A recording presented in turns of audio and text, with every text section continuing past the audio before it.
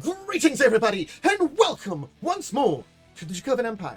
Are you ready to dive back into Golarion today? We're heading to the Pathfinder world once more to learn all about the Alijae, an offshoot of the Mwangi Elves.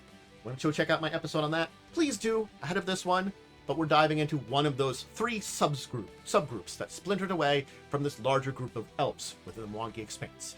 I'm going to be your host and guide here today. Cantus Naravan Dracovin, I can lead you through a portal to Golarion to learn and teach you all about that.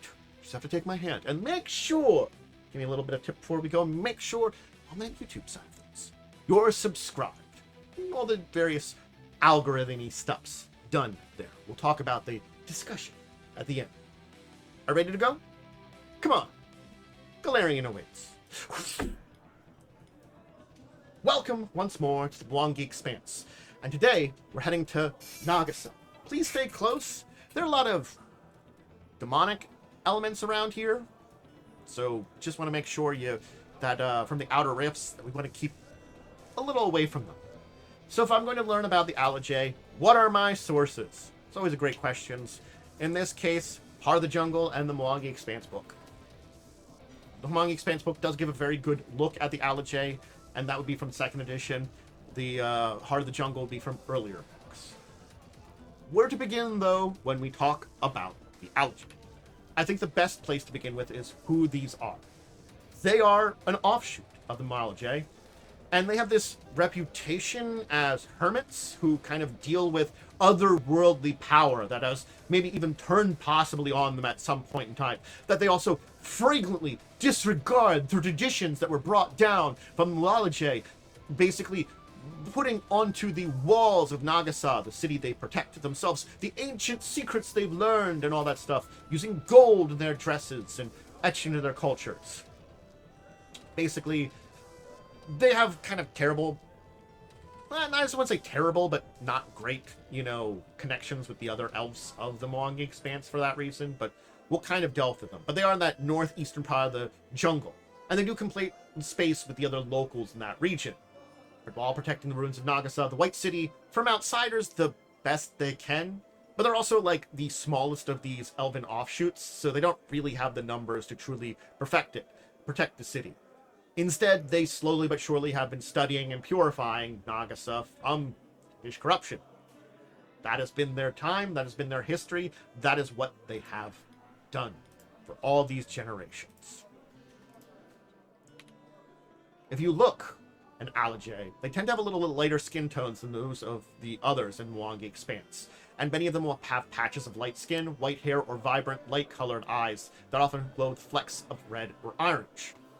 Some say it's the sinister area, but basically this is vitiligo, albinism, and other pigment conditions are actually quite frequent in their population, so it's really just genetics, not fiendish corruption. And they just basically live with these physical traits. It's just nothing in the long run. There's no problems with it. What's striking about them is the things that can happen when they strike their way into the various pyramids of Nagisa, or stay their time away from home. You will see them with these huge magical masks that cover various parts of their body. They have a central mask that contains their family histories, and spread outwards those with typical wooden or golden visages that tell the stories of their family in a bridge format, translating into an individual's own tale from birth to the present moments. Nearing the end of their lives, they usually ask that their masks are told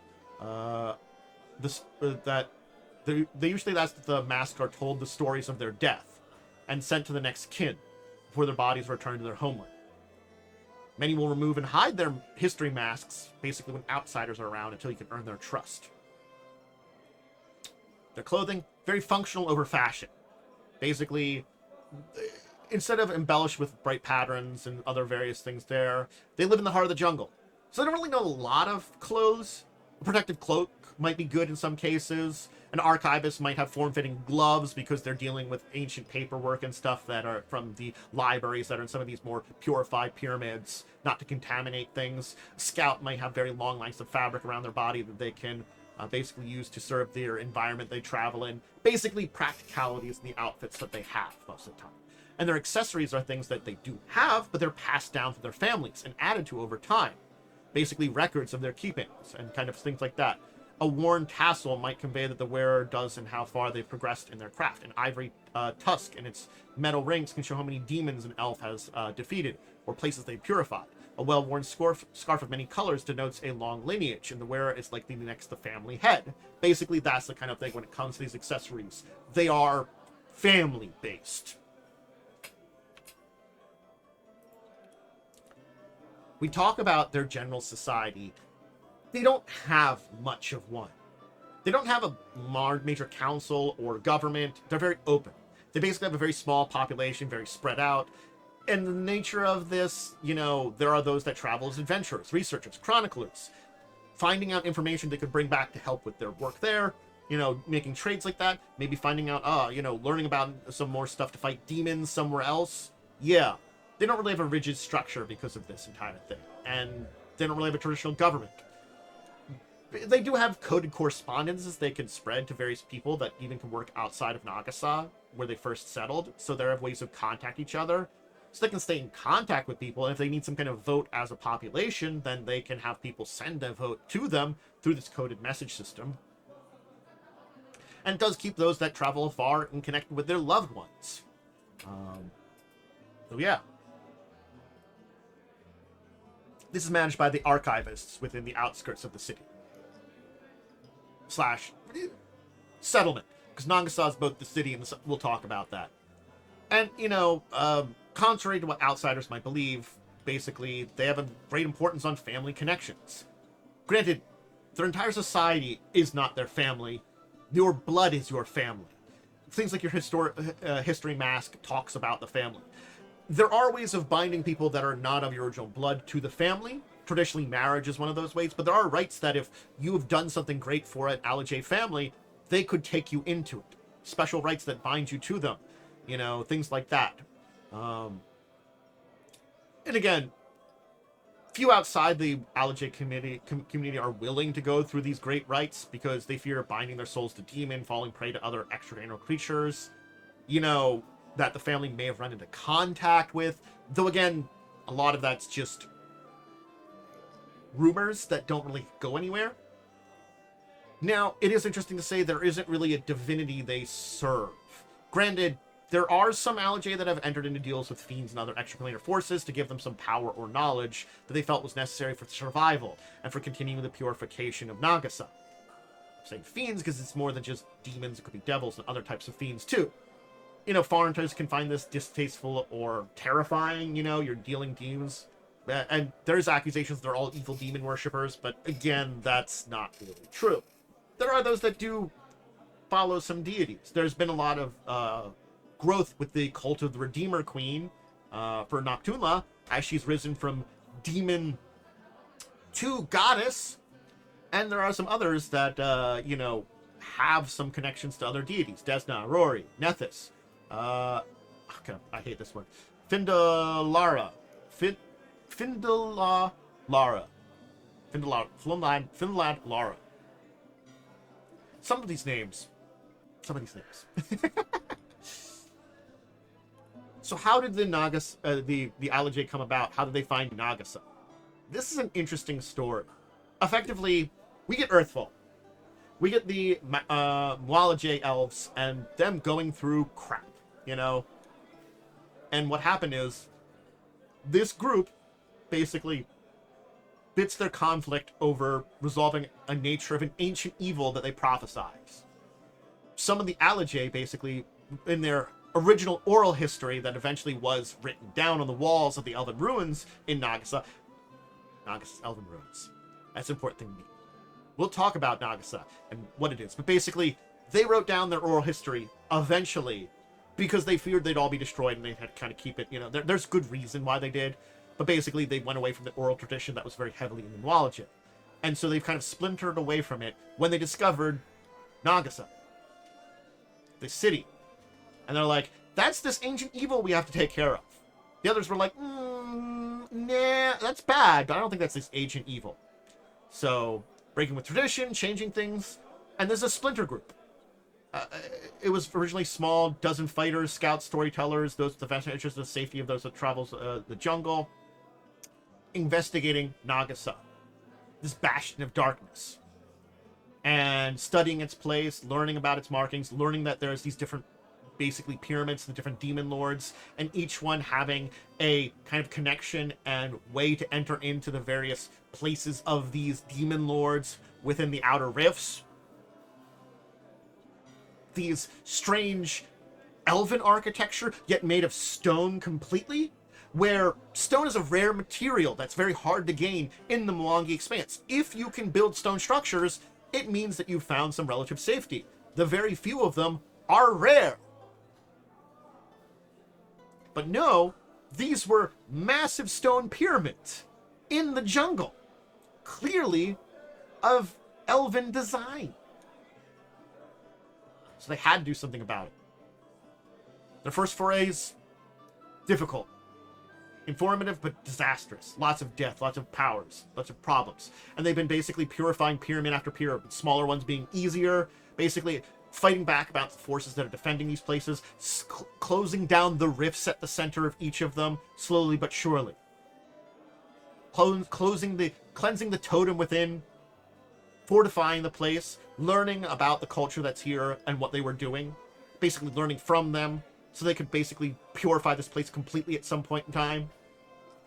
And when the original storytellers were aging, this is when they got into writing things down.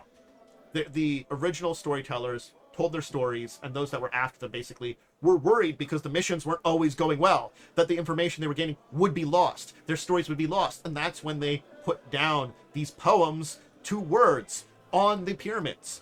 They switched over from a oral tradition to a written tradition because they needed to. And they began writing on the walls of the pyramid dedicated to Nocturnal, when she was still Demon Lord. Now, there are those historians and scholars that believe this was the first of many kind of seeds relating to the cult of the Redeemer Queen, leading to her basically purification. Interestingly enough, because the Alijae were able to secure the pyramid to her pretty easily, despite its size as a larger pyramid. Different size matters here in a lot of ways. And basically, yeah.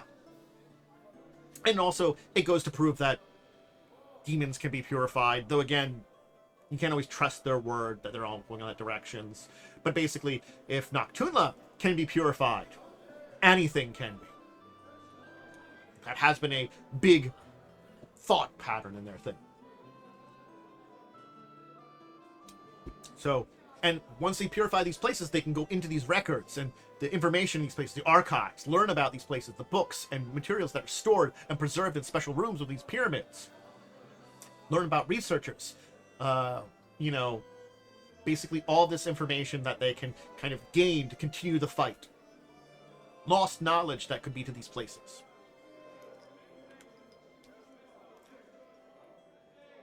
So, their tasks is basically something that's thankless in their eyes. Safeguarding and cleansing Nagisa. This is the core of their culture and traditions, and has evolved around that. Again, outsiders looking at it differently is a difficult thing, and they have bucked a lot of the traditions of the original Alijae Elves in a lot of ways, that have basically gotten the bad side of the other elven groups that are left over, their successor groups.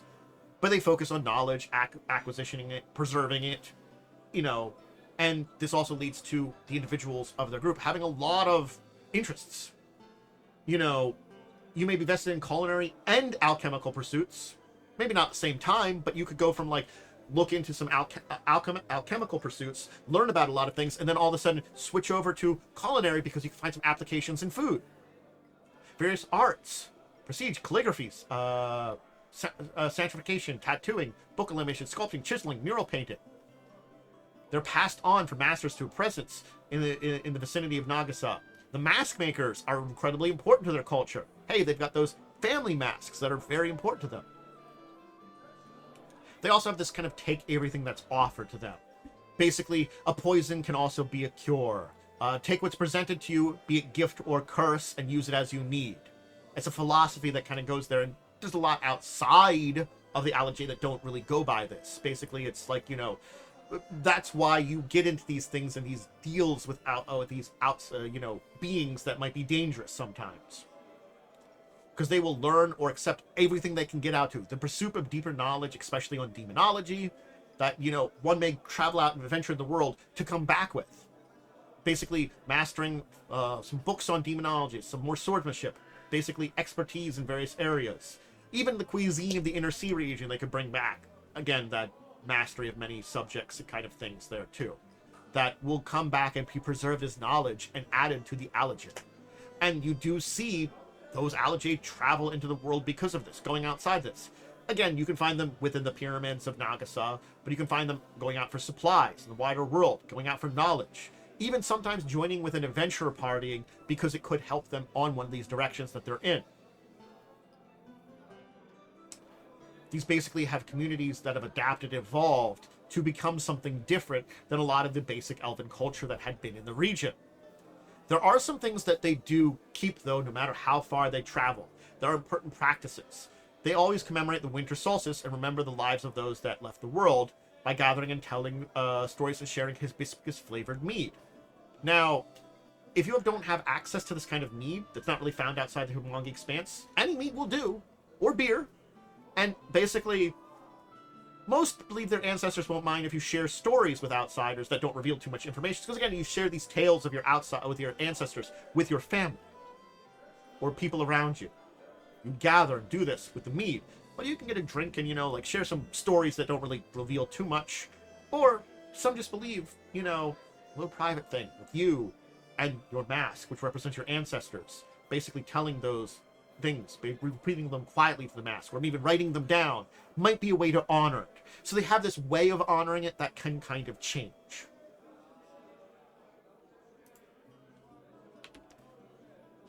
Let's talk Nagisa, briefly.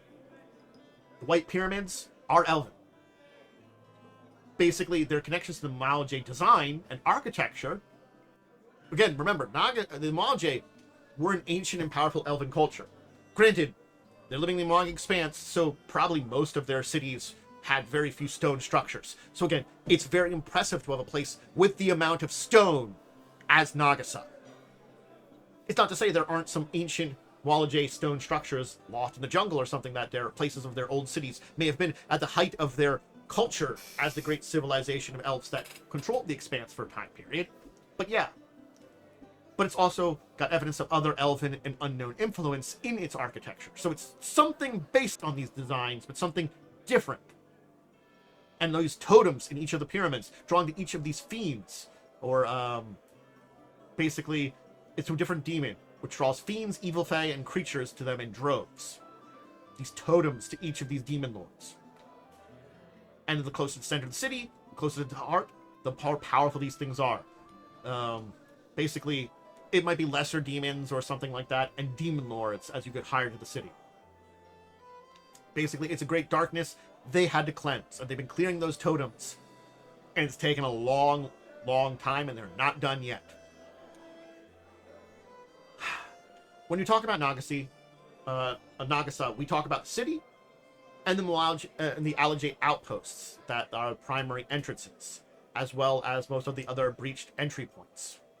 Basically, they have sentry areas and these little areas of egress that are their civilization. If you present yourself to them, they might let you into the city if you kind of prove yourself. If they don't want you there, they'll escort you out and watch that you make sure you leave.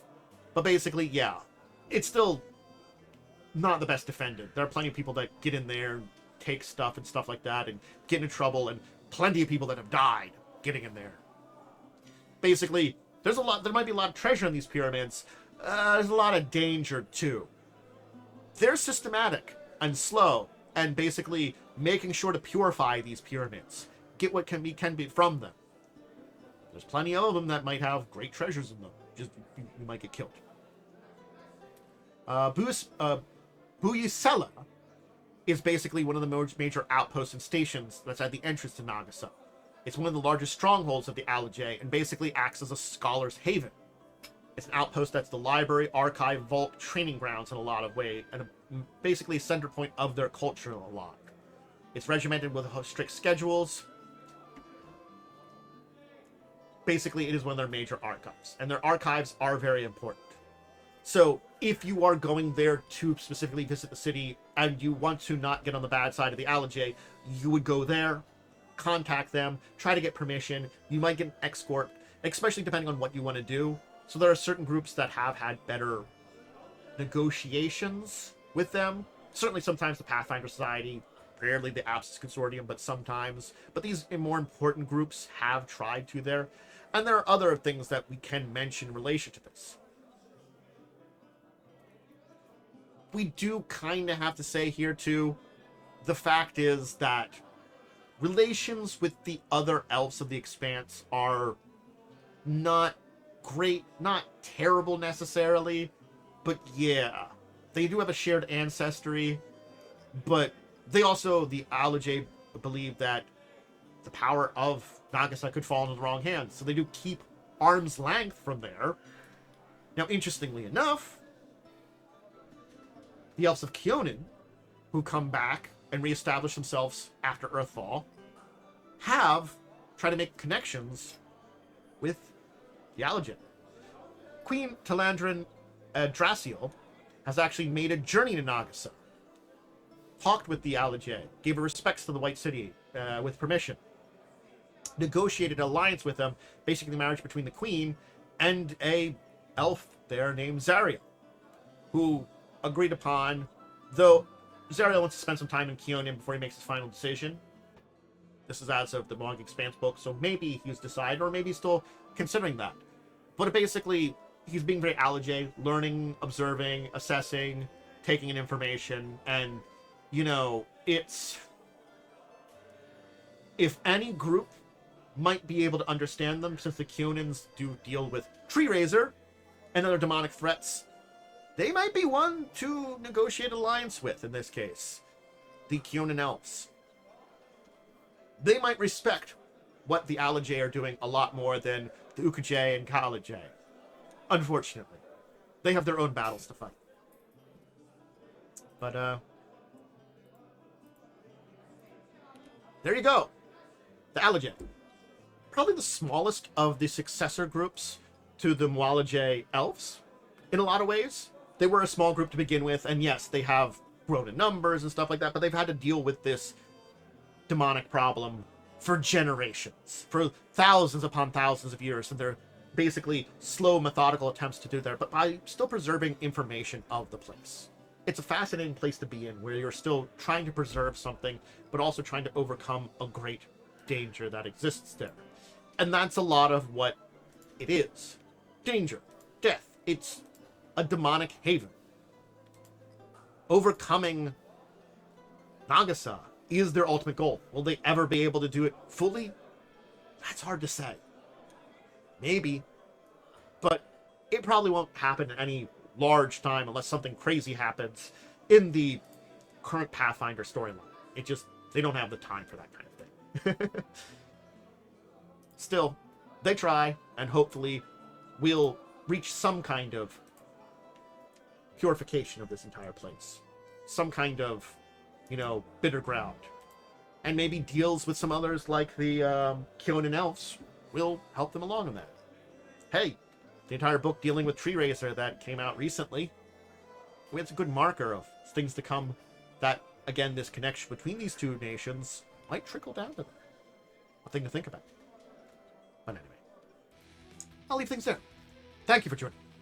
Please, do remember to check out all the rest of my stuff, whether you're on the YouTube side of thing, on the Twitch side of thing. Both are a great place to see a lot of my tabletop-related content and other things I do.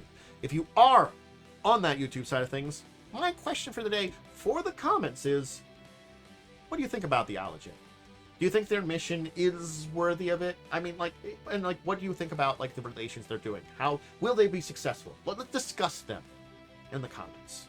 And, of course, make sure to check out my social media. Discord's the best place, but all the ones linked below are great. And until the next time we dive into Golarion and discuss stuff like this, I bid all of you out there a deep and wonderful farewell.